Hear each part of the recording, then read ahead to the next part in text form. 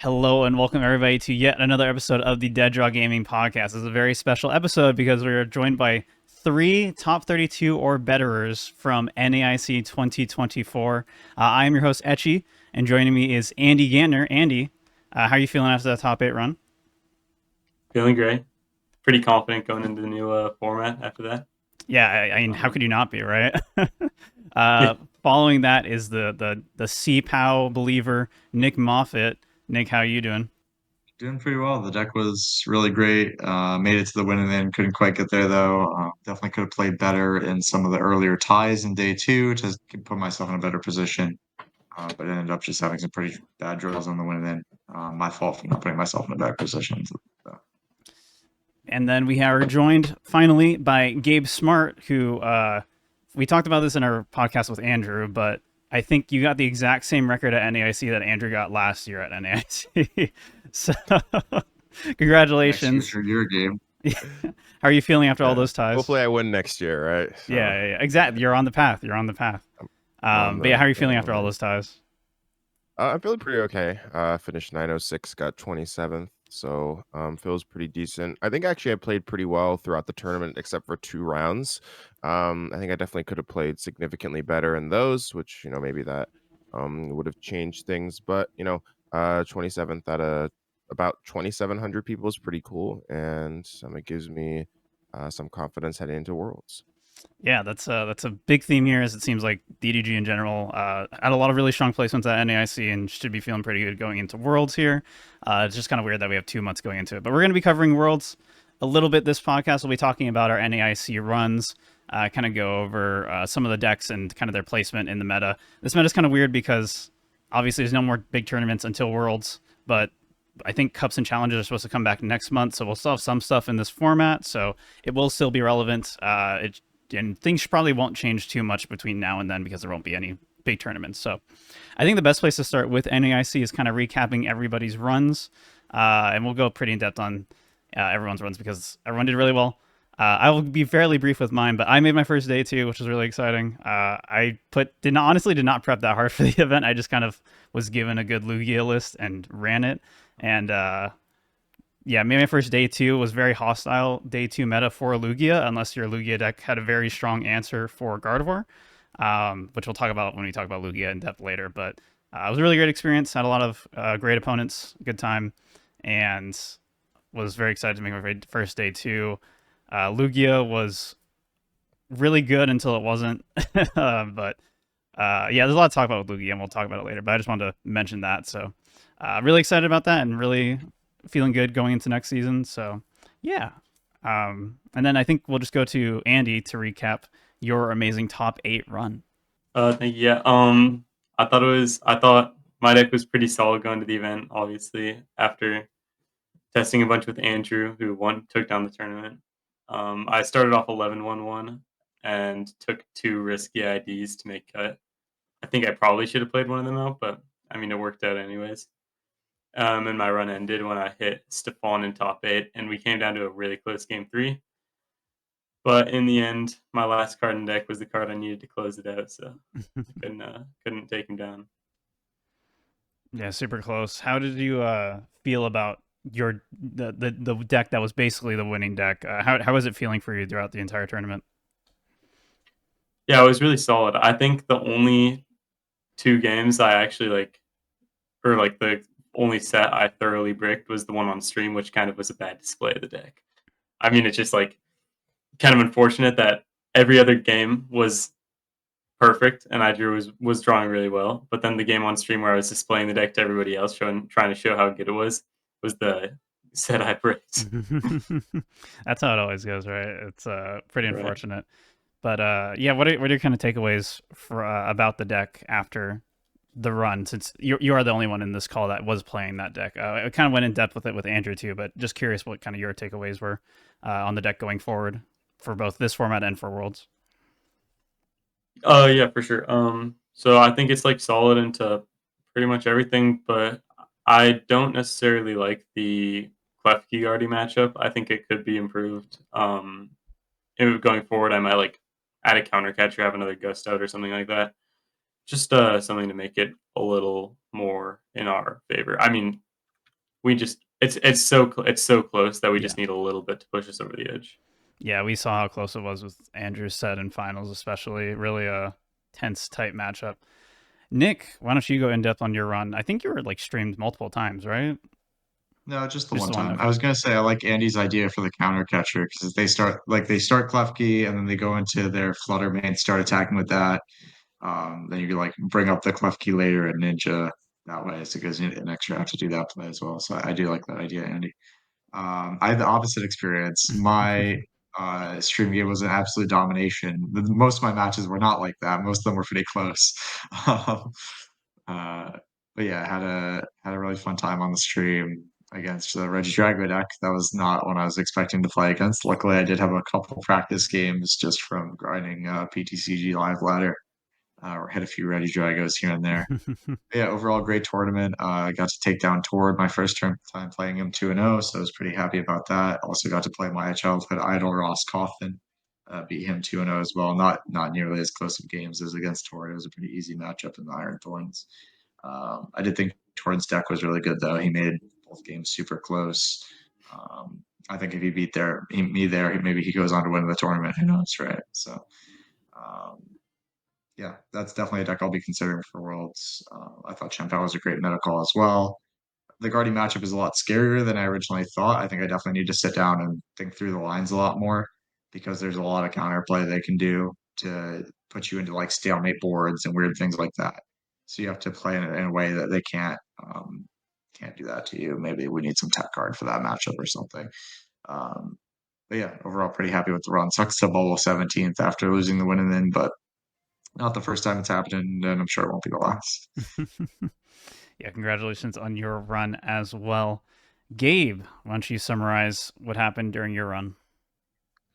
Yeah, so I ended up playing Gardevoir. I actually considered the Lost Zone variant that both the Andrews played.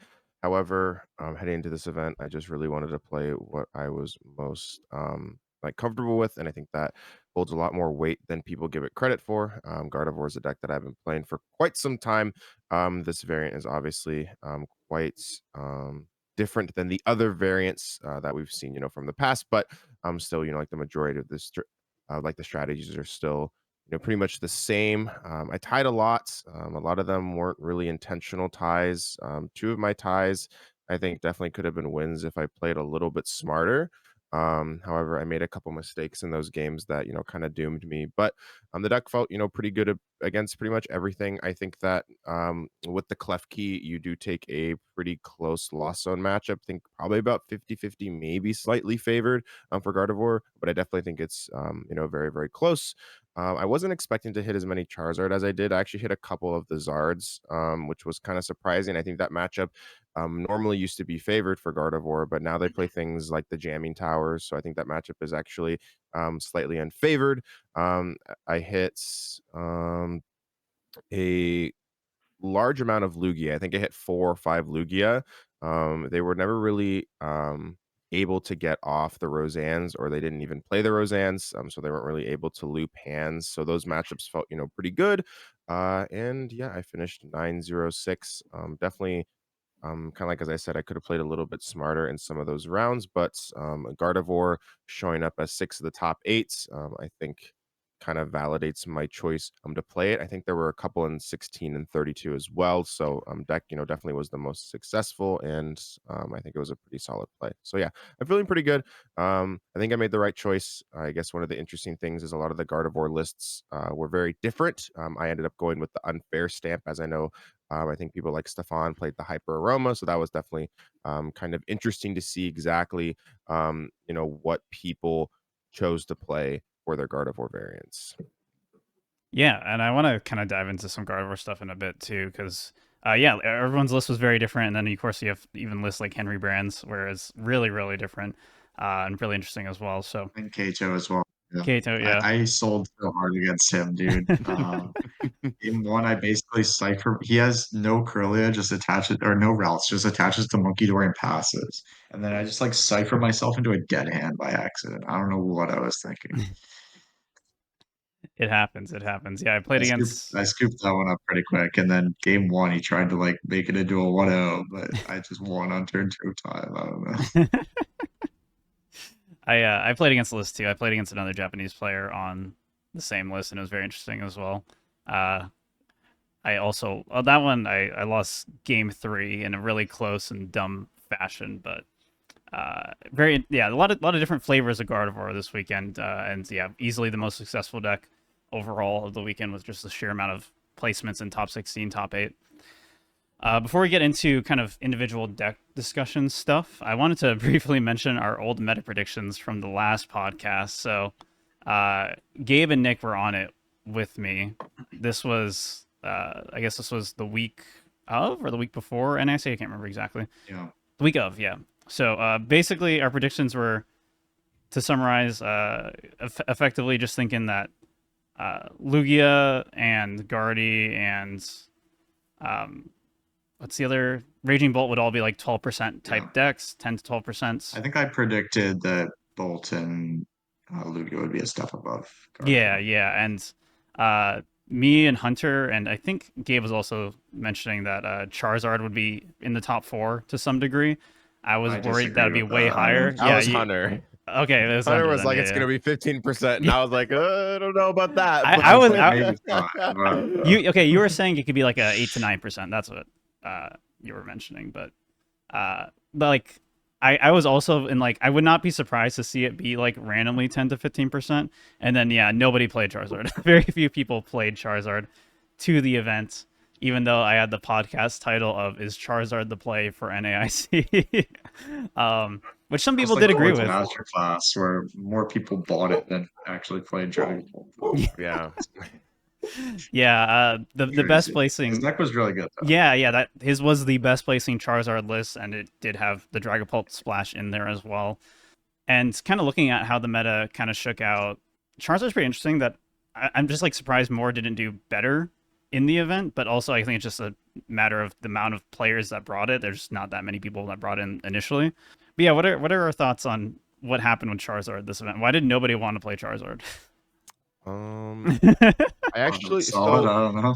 So I actually spoke to Grant Manley, and he said that their group's second choice was Zard, and their like entire strategy was just to sack the Dragapult matchup. Yeah. I think they ended up all playing Gardevoir, but Charizard actually was their second pick. I think a lot of people actually considered Zard. I know that Pedro Pertusi and William Azevedo both got top 64 with Zard. I think the only spicy thing they had in their list was the Jamming Tower, which is really, really solid against things like the Gardevoir matchup.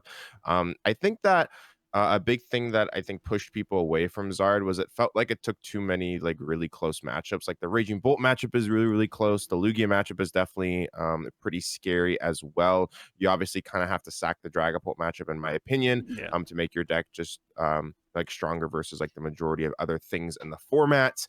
But I do think it is probably stronger for Worlds, simply because I think if you put a Jirachi, you probably become favored against most Lost Zone variants, and then things like Jamming Tower are pretty good against Gardevoir as well. So I think you're hypothetically good against those two decks. It's just kind of the rest of the format that is kind of the question mark as well. I also expect heading into Worlds, I think Dragapult's success rate will probably go up, simply because I think everyone heading into this event was kind of prepared for Dragapult. It seemed like everyone kind of had an answer where, you know, maybe heading into Worlds, since the deck didn't do like necessarily very well at this event, then like more people roll up with Pult, and then Zard's success rate drops again. Not 100% sure, but that's just, you know, kind of my prediction right now. I think the deck is good though. Sure. Yeah. There was another one in top 32. Ethan. I tied against them. Yeah. Ethan. Yeah. They finished top 32. It's basically just towards list from last format. Acevedo and them's list looks pretty bad, dude. I don't know. 3 Arvin, 2 It's very teched out. That's crazy. They very like prepared for Lugia, because they have like E-Hammer and Temple and Unfair Stamp all come together. They're like very much respecting a lot of the top decks. I'd also probably add, like, after the tournament, me and our group was basically like, dang, why didn't we play Charizard? This looks broken. Top 8. we should just play this. Yeah, I probably would have done pretty solid with it myself. Look, we tried to tell people with our podcast last time, and nobody listened. So it's not on us. If I tested it more, maybe, right? Sure, yeah. I think the main thing I was hearing was like people just scared of Lugia and stuff, but you can tech pretty hard I against feel it, like that matchup's like some lists fine. can. No, you Yeah, just yeah, target the chops, right? You uh, can like eat hammer, kill chops. Like yeah. sometimes. Once you have like the tech cards, Cincino, it's they not can too still bad. just roll you a Cincino, right? Yeah, That's the problem. Yeah. but a lot of lists aren't even playing it, so. Yeah, we Why are saw you Alex playing Szymanski's list Cincino? actually cut Shinshino. I think that was actually one of the really interesting Lugia lists. I think he played double Lightning Energy, Earthen Vessel. I think Alex Kreckler was on round 1 with that deck. He didn't set up necessarily very well, but that was kind of an interesting Lugia list that I don't think beats Charizard because there's no Shinshino. But maybe if more people go to that variant of Lugia. With the out to, I think they played 2 Iron Hands, really trying to commit to Gardevoir, then maybe Zard becomes better Yeah, potentially. your entire plan against Zard is just go around the Zards as much as possible and just keep amping stuff. Charizard definitely bodies this list. Yeah. Honestly, I'd after this tournament, I wouldn't. If I'm playing Charizard, I wouldn't be too scared of Lugia. It definitely underperformed. So I probably would be a little more confident playing the deck. Polt was really the only like super bad matchup for you, and Chen Pao, Yeah. I guess, since you're probably not teching for that anymore. Sure. Everything else is like fine. Yeah, we'll make a good list for Worlds and try it out. Yeah. It seems like we'll talk about Zard a little bit when we talk about Worlds too, but definitely seems like a deck that a lot of people are going to be considering and looking at pretty heavily, maybe more so than they did for this event. But I guess the next deck to talk about then is Gardevoir, because again, 6 of the top 8 slots all Gardevoir, multiple different flavors and different specific tech choices. And Gardevoir is kind of a weird spot because some people are like scared to play it now for Worlds with the new Worlds format, so it might not be as popular, right? So, I guess just in general, like, where does Gardevoir go from here? What is the right way to play Gardevoir? I do think it's probably the best deck in Untimed. But yeah, the World's format is definitely not very friendly for it. I'm assuming we're going to either have to go 9-2 or 10-2, depending on how many rounds we have to make, the top 8 plus. It might be 9-1-1 if we have like 1,000 people and we don't hit the cutoff for the 12th round. We might have to go 9-1-1 then. So then I guess taking a tie is okay. We'll have to run some numbers before the tournament once we figure out a better sense of how many people are actually going to be there. Okay, I tend to agree with Nick on that one. The time rules for Guardy are super unforgiving, as we saw with Drake and Andrew and Top Cut. He was able to like see the in both top 4 and top finals. He was able to take it to sudden death, and I think in Top Cut of Worlds it's going to be very similar, where they're going to be able to take advantage of sudden death. Yeah.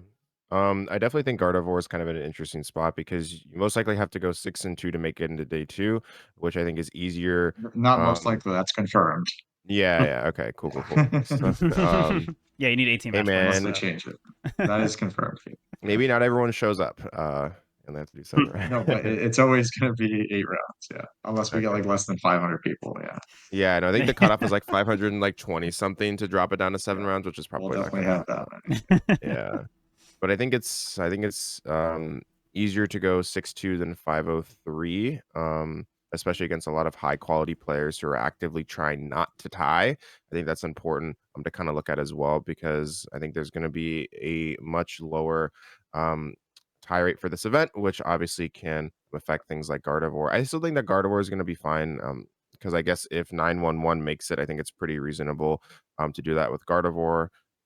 But if you were forced to go like 10-2, that definitely seems kind of difficult with the deck, because you a lot of times like win a super long game 1, and then you brick a game, and then the game just ties, or you brick the first game and you win a long second game, and then the third game just doesn't finish. So Gardevoir definitely is in kind of an interesting spot heading into Worlds. I guess one of the interesting things was how many Monkey Dories people were playing, the second Dark Energy or the third Dark Energy. I know we saw Henry Chow actually ended up playing triple Dark Energies, which seems really strong versus the mirror match. So I think that potentially double Monkey or 2 dark is probably going to be a staple moving forward, simply because I think having the double monkey makes you favored in mirror. So I think that's potentially very, very important as well. So I think that you like really making sure that your Gardevoir list is able to handle the mirror match is going to be very, very big heading into Worlds. So I would definitely include either the second monkey or the second dark energy moving forward. Kito had 2 monkeys, but only 2 dark. Henry had 2 and 3.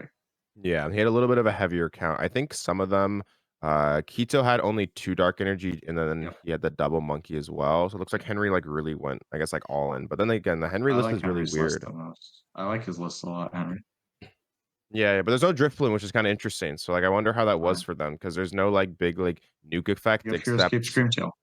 yes, that's Yeah. that's the only way. Yeah. I think his list is the best.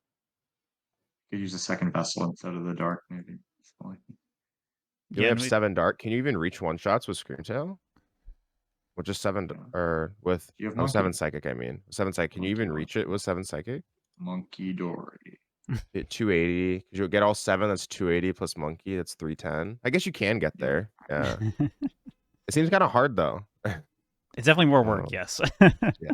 But also, when nobody brought like Charizard and Dragapult, I guess you're not needing to one-shot big things as often, right? Yes. This list is definitely much better against non-Zard or non. It's actually probably pretty good against Pult because you have the double monkey Dory as Yeah. well. I think that probably causes a lot of issues just because you wipe all 60 damage that they put on off. So, that seems actually kind of difficult for them to deal with. But I bet you sack the Zard matchup with this deck. I don't know if this deck is really able to consistently beat Zard, because typically your line versus that matchup is using like counter catcher plus unfair stamp, and you knock out something like the Pidgeot and just kind of hope their board state falls apart, and then use the Monkey Dory to move damage over to the Charizard, and then you knock out the Charizard next turn and they just brick. However, we can't really do that with this list, so very interesting. But definitely farms mirror, I bet. I should ask this for a lot of our viewers who are obviously probably not worried about Worlds too much, but are going to be playing Gardevoir 2 locals and will probably play against Charizards. What specific text / kind of list of these options should they kind of be aiming towards to have a decent Zard Maybe matchup? Double Turo is the main thing, right? Yeah, double Turo is pretty good. Double Turo. But I think that you probably want to play at least 2 dark energies. I think that would probably be the number one thing. Gotcha. You definitely want to tech for mirror, because I think that Gardevoir is actually really strong for a best of 1 30-minute format, just because the deck doesn't really have to worry about Yeah, you should be able to finish time that games. time, probably. Yeah. Makes sense. Any other thoughts on Gardevoir, either for now or for later, before we move on? You do have to kind of be scared of Kira coming out. For Gardevoir? Oh, for Drago? Oh, yes, because of They gain Regidrago. like Yeah. kind of a soft They spot can out farm of him there. turn They can just 2. They can just board wipe you turn 2 or 3. Like, Yeah, let's I don't know what you're doing there. let's take a detour and talk about Second Drago match, then yeah. for a bit, because Nick played against Drago on stream. Obviously, that matchup didn't go great for the Drago player. No, Didn't really get to play the game too double much. brick for him. Yeah, I but played against it twice. you did play against it twice. How did that go? I tied both times. The first time in day 2, or the first round in day, I think it was what round was it? I think it was like round 8 of day 1. I felt like I was gonna lose the set heading into game 3, because I didn't draw necessarily very well. So we just kind of naturally tied, and then the opposite happened in day 2, round 10. I played against the deck again, and I felt like I just needed like a minute or 2 more. Like the game didn't really even feel close. It's just that we naturally tied, because game 1 and 2 went pretty long, and then in game 3 I was super far ahead. So it kind of felt like I got away with murder in round 8 of day 1, and then in round 10 I felt like I got scammed. So that's kind of the Gardevoir experience though, so I can't really blame I guess myself, but yeah, it's a close matchup for sure. Yeah, I was gonna ask how did the matchup generally like flow of Gardevoir versus Drago? Yeah, so typically what they want to do is they want to try and use turn 2 Prime Catcher to knock out one of the 2 Curlies that you got with the TM Evolution, and they either use Dragapult's attack or Rolling Iron, and that can become like really, really scary. However, things like Klefki can really slow them down, because they can't use things like Squawkabilly if they play it. I know some lists I've seen in the past would sometimes play that card. They also can't use the Teal Mask as well. So the Klefki is definitely the number one thing against that deck. But if they are like able to find the turn to attack. They put on a lot of pressure. Rolling Iron's pretty difficult to deal with, especially on the second turn of the game. Pult is actually not that big of a deal, simply because I think it's pretty easy to hit 280 on turn 3. However, the Rolling Iron attack makes it pretty difficult because you also then have to get the Monkey Dory, snipe onto their Regidrago, and you have to fully load up, just because of the minus 80 is, pretty difficult to deal with. But I think the matchup is close. I actually think that Gardevoir is probably 50-50 into the deck. The thing is that if Gardevoir decides to add in something like the Mimikyu, like we saw Henry Chow's list have, I do think that Gardevoir is favored with that card, just because you typically buy at least a turn or two, and I think that swings the matchup, because the main way that Regidrago wins is just kind of running them over. But if they're not able to do that, Gardevoir is kind of able to stabilize, and the matchup becomes very difficult for Regidrago. I've actually been testing the deck a little bit the past couple of days, and those are some of the problems that I kind of ran into. But it's pretty consistent. It's actually really scary to play against, just because there's so many things that they can do. I had to look at their discard pile like 50 times, being like, okay, and like, what does this card do? What does this card do? So the main issue really I've had stressful to play with the against. deck is consistency, actually. So it's interesting for you to say that the deck is super consistent, because I think it's from the pretty games I've consistent. I seen, mean, I don't know. I didn't think it was that inconsistent. it kind I of think seems having like like a problem to me. I think having a V-Star like ability, such as Regidrago definitely Yeah, like it's helps. I mean, if it good, didn't but have it, it'd just be kind Be of terrible. I feel like we gotta build the deck. right. I'm gonna get in the kitchen with Regidrago. We're gonna see what we can cook up, but I don't like It's where not that things bad. are It's at not right that now. bad. You got to trust it. No, I It's a know lot it's better than you good, but from the games I played with, like the list that did well, they're not feeling that great. You just got to believe, bro. Yeah, we gotta get in the kitchen. Were they I got some playing ideas. playing Squawk? No, they weren't playing Squawk. Okay. No, they weren't. They I think that should some be. might have. Yeah. But I think that Squawk is really good in that deck. Like, it makes Yeah, a lot They of sense to definitely play. should be. Yeah, I know that Yohoshia played Gardenias. I played against them twice. I think they got top That was an 128 or idea I top had, yeah. 256, but they played multiple Gardenias. Their list was actually really weird, but it was actually pretty cool. I like the or not the Henry Chalice, the Jacob I list more. With the Cleffa, I Yeah, thought the that one needs Cleffa a was kind of squawk cool. there. I It don't does need know. a Squawk. It does need a Squawk, for sure. But I thought that their list was really pretty solid overall. Yeah, and Do you like Cleffa game? Have you actually played games with the Cleffa? Yes, I have. It actually comes up a couple times. Sometimes Cleffa's you, fire? Alright. What about when you start yeah, Regidrago and then it's 3 retreat? He's got yeah, like one switch in that's a there. problem. I don't know. a little less good. Yeah. Yeah, and as Nick was mentioning, it does get pretty scary for Worlds because it does add the Curum option, and there's still other dragon cards you could throw in potentially if you're worried about other things. You can throw in Giratina V if you are really worried about Mimikyu, I guess. Definitely an option because that's the shred attack. Not like I mean, it's probably just not a bad start either. Yeah, that too, I guess. But A bit- there's like other things you could throw in which make it kind of speaking interesting. about this deck. Just lost on your Dragapult, no biggie. Wait, do we not have another way to get out around Mimikyu? we don't have any more. Well, we can. You have Mew EX. You can copy the. You 7 can, damage yeah, counters, that's- but I mean, like that. Like Yeah. You just got to switch Yeah, around. Yeah, the problem with Mew EX is they just punch you with Gardevoir, and then like that prize trade feels really bad because then the Well, but only if way they to have respond to no- Gardevoir is with using the If Raging they're Bull benching attack, and other you try things, to we can energy. use Dragapult if they're benching other things. Yeah, but you have to Gus, and like you don't even knock out in that point. So like I I mean, we think can that just like maybe put just playing a 60 on the Stratus card bench. and just I guess put they it have back Monkey in the game. Dory. I don't know. It probably just gets Play awkward double if they have Turo Mimikyu in too. there. Like they can just Yeah. Turo, plop it back down. I don't know. It Alright, seems kind of whatever. scary. I tested the matchup a little bit. It felt like really hard, but You think we're using Abyss Seeking in this deck, Gabe? we could hypothetically, but it is a shred. You're discarding like card. 7 cards with Legacy Star anyway. It's fine. Yeah, but like you can get those ones back. Yeah. I myself decking out with the deck a lot. The attack I want to be using with this deck is Motivate on turn 1, if anything. True. Oh, absolutely. Probably goes crazy in this deck. Lock in, motivate. Yeah, there's the I want sauce. 2 Squawk for that. All right. Yeah. So, Dead Draw Gaming will be playing Regidrago to Worlds. You can write that down now. It'll happen for sure. But yeah, it seems like a really strong deck. I'm very surprised how like under the radar it was going into this tournament. Despite being pretty solid into a lot of the top decks that ended up being here, and it gets scarier next format. So we'll definitely be talking about it more as we get closer to Worlds, and we'll talk about how scared we should be of it in the future.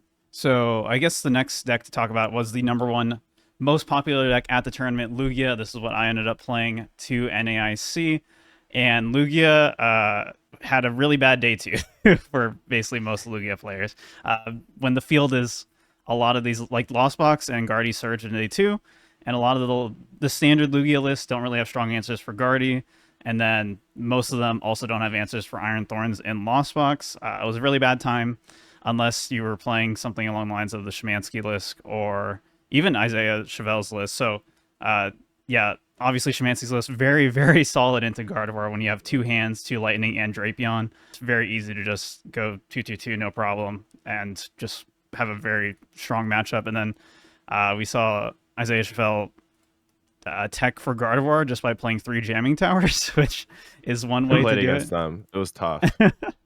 Yeah, Yeah. Did you tie that one as well, or is that a win? I ended up winning, but that was because I played the second stadium, whereas a lot of Gardevoir lists were only playing 1 stadium heading into this event. So I Gotcha. kind of I that. thought they were all playing like 2 Artisan. No, a lot of the lists were just They're playing still 1 the ones I Artisan played or like 1 against. Temple. But Yeah, I the think ones some I of the played top against that placing lists too. were playing 2 stadium, which they should have. But Yeah. yeah, I Yeah, got pretty a lot of lucky the on top 8 some of ones those were, games. yeah. But I think like the general, just I guess like community was either just playing like 1 Artisan, like 1 enhanced hammer. That's what I originally had, but then I went up to second Artisan just because I thought that jamming tower was going to see a lot more play. And then versus Chevelle, I got kind of lucky. It seemed like whenever they had the jamming tower, I was like, ooh, there's an Artisan in my hand. I'm going to play this card. But I do think the matchup is very close. I think the triple jamming is very difficult to deal with because if Yeah. it sticks for like 1 turn, it's just like really tough, and they can just beat you on the first turn because if they put it down and you're not able to bump it and they turn to hand you, the game just ends basically. So that's like really, really scary to deal with.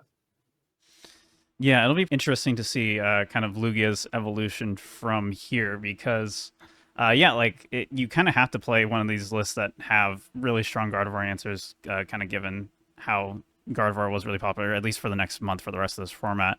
A lot of the lists that, like the list I played, technically, my list played Squawkabilly. I ended up playing Edwin Arroyo's list for Lugia, and my entire strategy was just to get the turn 2 hands no matter what.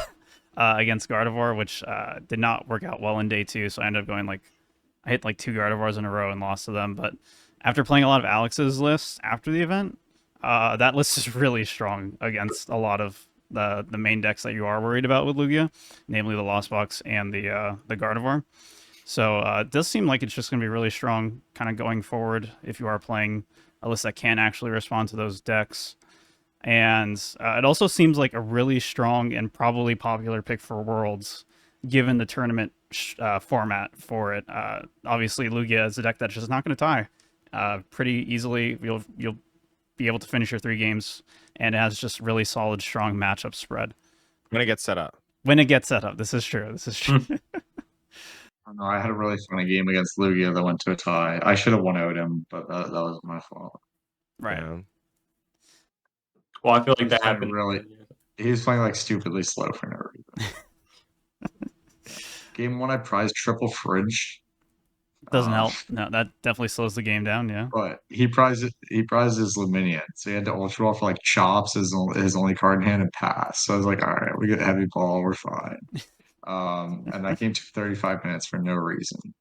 I probably shouldn't have put Pokestop in play maybe because I kind of gave him an out to get going. Pokestop for Lugia is always fun. Yeah. Yeah, I should have 1-0'd him. Had I used Iron Bundle, because my board was Baxcalibur, Baxcarable, Barrel, and he had Iron Hands with DTE inactive. And I was like turn 2 of times. All I had to do is bundle so he can't retreat off the DTE and then like jet back up. That's all I had to do to force a 1-0. So kind of a throw there. Happens. But yeah, what are we thinking about Lugia kind of going into this Worlds format / after its performance here at NAIC? Obviously, again, did really badly in day 2 because most lists just were not prepared for the sheer number of Thorns and Guardy, but the good lists can handle them pretty decently. So how are we feeling about it? If you run hot, your deck's broken. Yeah. I think that you probably need to run hot at Worlds, just because the average skill level is just like so high. So I think that usually when it's just a bunch of top players, it seems like sometimes skill kind of goes out the window, and I think that variance, drastically starts to increase. So I think that Lugia definitely actually makes a decent play for the tournament, just because when you run hot, there's not really a whole lot that your opponent can do. It does have some outplay potential as well. So I think the deck is probably better for Worlds than it was for NAIC. I think I'd agree. I mean, we saw last year at Worlds, Mew really performed, and I think Mew and Lugia are pretty comparable in like terms of how they work. Just want to run everybody over. So I guess it's just a matter of if they get set up or not. Right. Yeah, I was gonna say I'm pretty sure for whatever. So obviously, last World's format was different because you could switch decks between day 1 and day 2.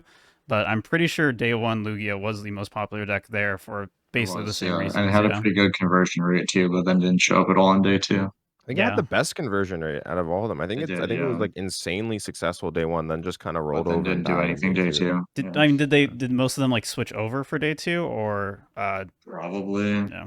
I was gonna say that might be why. I don't think so at all. I don't think very many people switch decks after making day 2. I know some Japanese players played Lugia for day 1 and then switched day 2.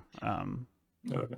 But other than that, yeah, maybe most people didn't. But yeah, if it was a strong play then, seems like a strong play again for this World as well. It seems like it's not going anywhere. I think the most interesting thing is just like Cinchino versus no Cinchino. We saw multiple people just kind of cut Cinchinos completely. Even Liam Halliburton also just kind of going with the 1/1 rat line and banking on double Ursaluna to just kind of 2-shot and tank things instead. And again, it seemed like a good call for this tournament without needing to 1-shot big things nearly as often. But I'm not sure if that's going to be sustainable going forward. Yeah, it makes sense to me. I wasn't loving the Cinchino line when I was testing the deck. So I thought about cutting it as well. I only have like a 3-2 in my list, I think. Yeah. I was playing 3-2 at NAIC. And then I kept prizing the second one, and it was really annoying. Yeah, that was the problem, right? So then I think I did bump it up to 3-3, the list I would have played, but I just decided to go Chien-Pao to start. It's performing a lot better in Dustin. I guess we can talk about Chien-Pao a little bit because we did also hype it up briefly in the podcast. I can't remember if it was in the bonus episode or the regular one, but we did talk. Yeah, it was more in the bonus episode. Okay. I wasn't trying to leak too hard, you know. Yeah. So you want to recap why you picked it? Yeah. Yeah, I thought my deck was super good. I thought Gardevoir would be huge, and then at least at the top, and then your Lugia and Raging Bolt matches were fine. Everyone was like, "Oh, don't you lose to Legacy Energy and Lugia? Like you have Iron Bundle on your deck. You're taking 2 prizes every turn. Right. You're way better at taking the first 2 prizes than they are because their deck's a pile." Iron Hands is a really good starter. I started Iron Hands on purpose one time against Lugia because they like just can't knock it out without getting Cinccino. And double chops. And if they don't get all of that, you should just win. So, yeah, I thought the Lugia matchup was perfectly fine. I know Lucas Zing's group and then played Enhanced Hammer, but I think that was not necessary. The card's literally just a blank. You can't even play it down in other matchups to draw more with the barrel. So I thought that was not a good idea. I just played the third Bidoof instead. I don't know how necessary it is or not. I did like having the 70 HP one, but maybe it would have been fine as a 1/1 split. Definitely thinking of some tech card for the Guardy matchup. I'm not sure exactly what, but yeah, it's definitely not as great as I thought it was going to be. Like I was able to beat the worst players without a problem. Maybe I would have been fighting against Natalie had I not prized Lightning Energy Game 2. So it's tough to say. How do you feel about Chien-Pao going forward, both for like the remainder of this format after this tournament has shook out, and also for Worlds? Yeah, I think it's really great for the rest of this tournament going forward. I think it's worse for Worlds because of the Curum, because then Lost Box will probably tech Manaphy, which then makes that a bad matchup unless you play Manaphy yourself. And then also the Regidrago deck, if they go first and just Curum, maybe you just lose, right? So, or they can even like set up math with Dragapult early and then Curum to wipe both your Excaliburs at some point. So that one seems a lot scarier now. So it's a little less good for Worlds, I think. You do get the Pheasantipity, which is a nice addition, maybe instead of the third Bidoof. It's an extra draw power there that you can just get off Nest Ball instead of having to have a barrel established. So I think I'll definitely include that card. But yeah, just the Curum coming out does shake up some things. That makes it slightly less good unless you play Manaphy yourself. And then you fix the Lost Box matchup and the Regidrago matchup probably, but Do you really want to put Manaphy in your deck? I don't know what I would cut for that. So Yeah, I should also mention, because I don't think we actually mentioned it in this episode, but we talked about it on previous episodes. But yeah, the Kyurem, for those who don't know, it's coming on the next set. It does 110 to 3 Pokemon. The whole gimmick with it is that you can use it against Lost Box decks, because if your opponent has a Colress in the discard pile, it removes the energy cost, but also Regidrago can ignore the energy cost as well if it's just in the discard pile. yeah, maybe Manaphy is the best tech. Because it's actually really good against Gardevoir when I think about it. Because their strategy is just Boss Up Excalibur and Screamtail Barrel. So then they can't do that. Maybe Manaphy is the best tech for all around. Let me write that down. We're solving problems Then you here. cook Mirror too. Yeah, you cook Mirror, you cook Lost Box. Yeah, we need a Manaphy deck. All right, cool. All right, problem solved. Cool. All right, Nick's going to be playing Steep Out of Worlds. We fixed it. Cool. We'll see. We'll see. I guess the last 2 decks I want to talk about then as kind of like surprising decks for NAIC were just Ancient Box and Miraidon.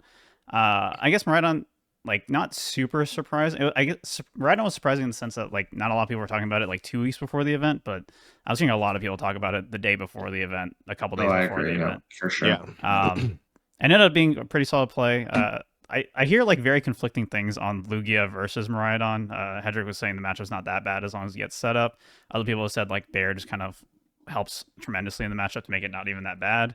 And then Miraidon players will say it's free. So it kind of depends. But it seemed like if you felt like the Lugia matchup was free, you probably hit a lot of them with Miraidon, given it was the number 1 deck, and you probably did pretty well with it. And there was very little Charizard as well, which is probably the biggest boon to you as well. I would definitely rather be the Lost Box player in that matchup for sure. Against Miraidon, yeah. Oh, definitely. Yeah, for sure. Yeah, that's probably the one downside to it, but yeah. I hit I don't 3 of think them. your Which is Gardevoir cool. matchup's even that good either. Like, Miraidon will say it's free, so I don't know. Although most Miraidon players I talked to the day before the event were like, the deck's broken, it's so good, it beats everything. Miraidon players definitely have very high opinions of the deck. It's okay. Yeah, I posted a picture with the Miraidon like as a joke the day before, a little meta manipulation. But yeah, I don't think the deck's super good. I went 101 against it when it's like supposed to be a bad matchup for Shipped Out. But their deck's just like not amazing. Their deck turned into Future Hands. They just sat there. True. Yeah. I'd honestly almost rather play Future Hands. But they just had 2 Iron Hands, nothing else on the board, just draw, attach, passing, because their deck is, I don't know. I don't think it. Yeah, I would almost rather play Iron Hands. I would. I agree. I hit 0 Lugias, but I hit 3 Miraidons, so like that's the only matchup I used Thorns.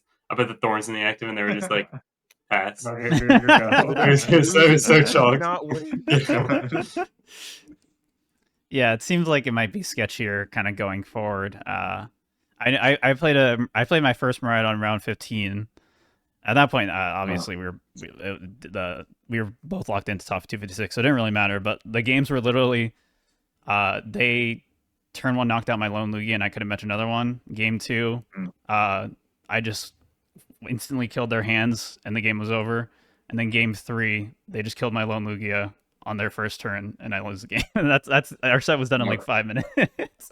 Sure. And that's just kind of how that matchup went. It was very silly, but yeah, I guess the other deck to talk about is Ancient Box. A couple good players brought it, and it again, another deck that seemed like a surprisingly decent call, but not like super strong. Just kind of came. We this is another one we talked about on the podcast too, right? I don't remember if it was in the bonus episode or in the regular one either, but Hunter brought it up and was like, Ancient Box seems pretty good. And there were a couple, I think there was one top 64. Is that it? It was Andrew Kennett. Yeah, Andrew Kennett, yeah. And then I think there's like 2 more in top 128 or something. Yeah. So again, kind of a good call into the meta, I guess, as long as you didn't hit the really bad matchups. But were there any other interesting decks to kind of mention? Ross Cawthon brought Quad Thorns. Snorlax almost made top 8. That was kind of interesting. Yeah, really close. Snorlax did almost make top 8. I was very scared of hitting that on the ID, and I think that's a really bad matchup for me. Or I guess that. I was scared of hitting that on the one end. Yeah. Hedrick, if you're curious how to tackle that matchup as Lost Box, Hedrick gave a few tips in the last podcast episode, but I'm surprised one did that well, because everyone was saying like, oh, most of the Gardevoir lists kind of just like deal with it so easily, and there were so many Gardevoirs in day 2. Right. But still got really, really close. Was it a bubble or was it actually? He lost the win in the end. So yeah, he was 11-1-2, Stefan, and I was on the same record as him, and I was gonna try an ID in, so he was one of 2 people I could hit. He hit Stefan and he lost to Stefan. Yeah, he lost to Stefan. Gotcha. Yeah, and then is there any other decks we kind of want to talk about for this format before we talk about Worlds for a little bit and then wrap things up? Any honorable mentions?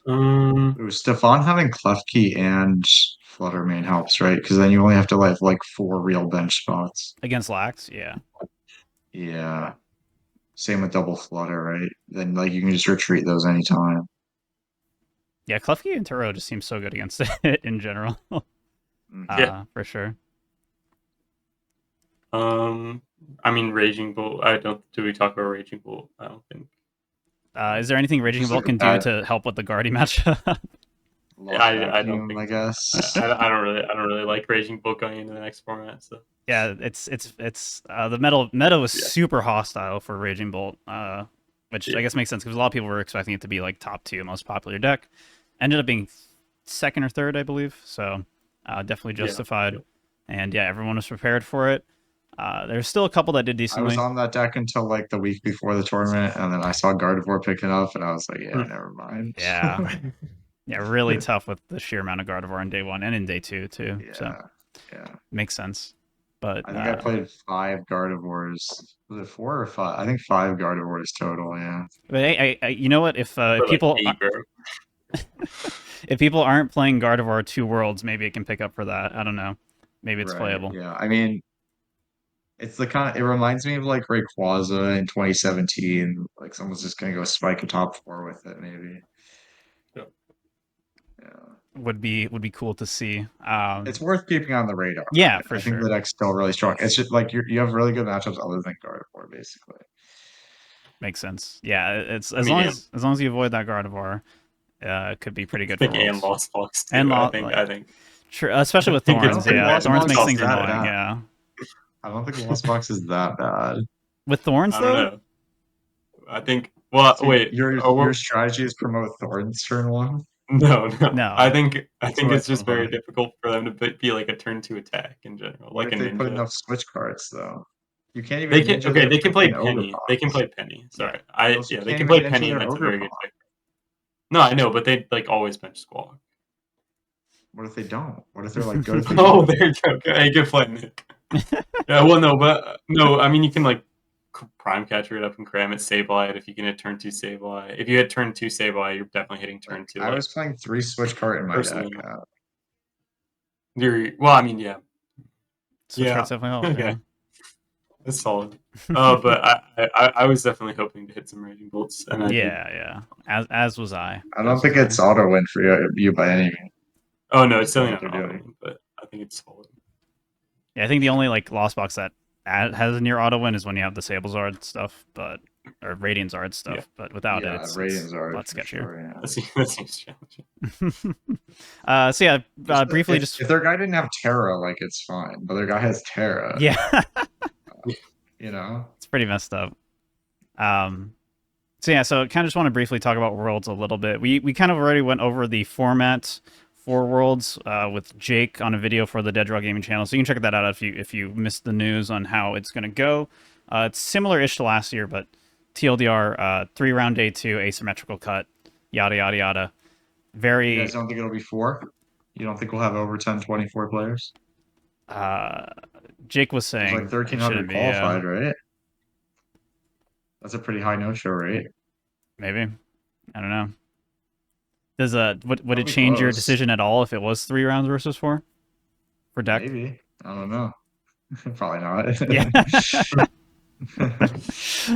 But yeah, I just want to ask, like, how this is a pretty long break between now and Worlds compared to last year. Last year, NAIC was like July, right? So, how are y'all going to be approaching these next 2 months? Well, specifically Nick and Gabe. For testing, be consistent, I think. Yeah, like what's set aside by 2 hours a day to test. Will your testing approach be any different for this? I guess is my question. No, same as any other tournament, really. Probably not because Maybe our group just discount won like the bad NAIC. decks. So. Yeah.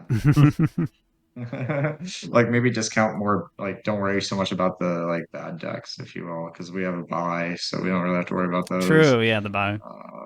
Oh, that is interesting. Yeah. That's Yeah, a good like we point. can play a deck. It makes it easier to make a meta call rather than like having to worry about every single matchup. How does are you, is it just random if you hit somebody else who hit the buy in round 2? Or are you like not gonna hit somebody who hit the buy? They're just 1-0. Everyone's just 1-0. Yeah, so just whoever you hit round 2 is random then. Yeah, you could either hit someone who got the buy or someone who won round 1. Okay.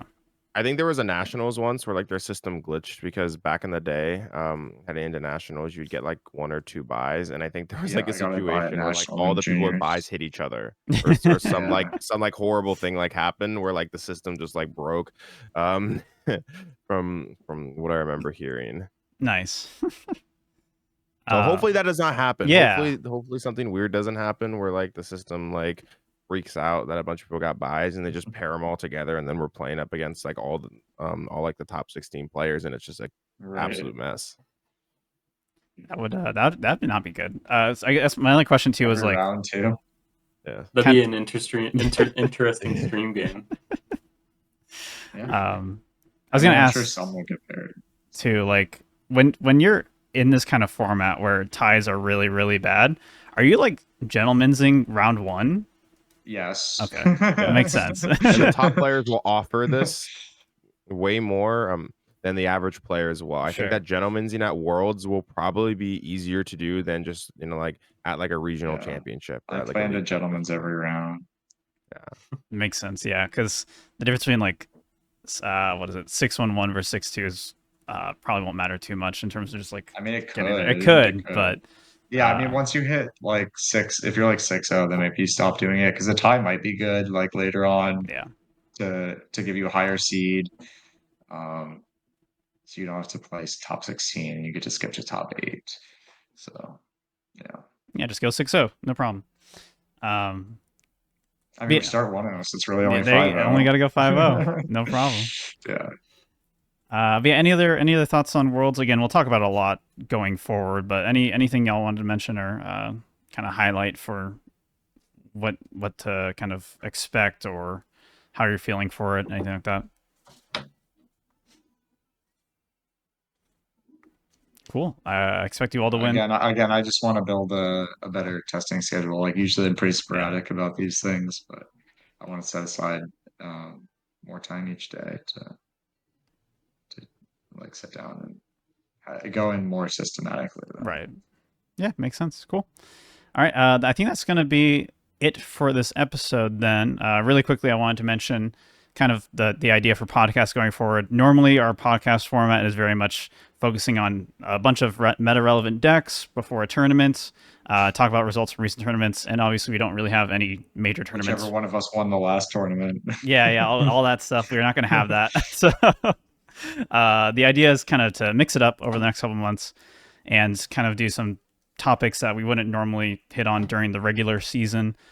So this could be topics to help you improve as a player, or other competitive topics, or even some fun stuff too. So if you have any ideas for any particular things you want to see us go over, definitely let us know in the comments. I can also bring in other guests to talk about these things, so it doesn't have to just be the same people talking about the same topic. So definitely let us know in the comments below. I'd really appreciate it. I'm going to try to mix it up and keep things fresh during these next 2 months. And we will still talk about Worlds and the meta and all that sort of stuff as we get closer to it. So that's going to be it for this episode. I'm your host, Etchy. You can follow me on Twitter at EtchyOK. I also stream on Twitch, twitch.tv/Etchy.